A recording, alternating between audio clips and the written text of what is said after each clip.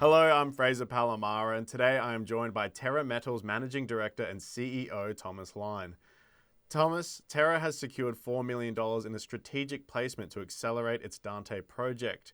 Can you run us through how you will use these funds? Yes, hi Fraser. Thanks for having me. Nice to be here.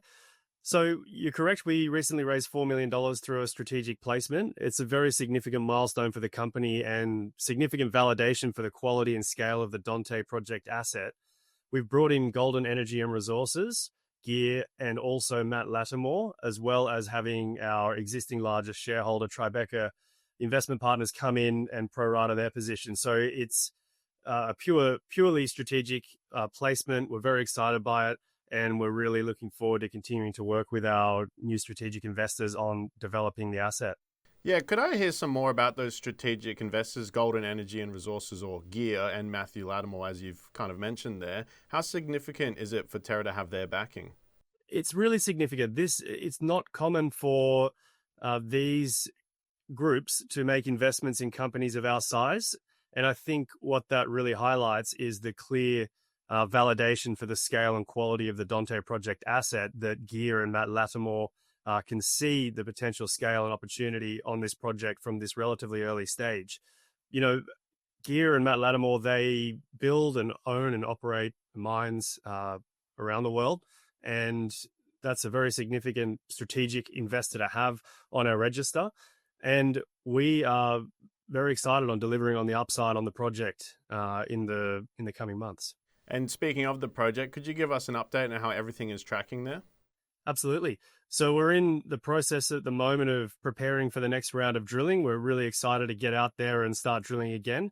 We've already started an updated or a new round of reconnaissance exploration. We've doubled the project recently.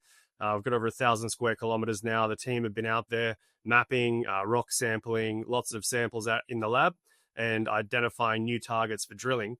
We have already got approvals for a significant drill program, including infill on the Reef 1 and Reef 2 copper critical metal discoveries, but also drill testing of several new targets. And concurrently, at the same time, we're also opening up a bunch of new targets, including reefs and EM targets that will be folded into the next round of drilling.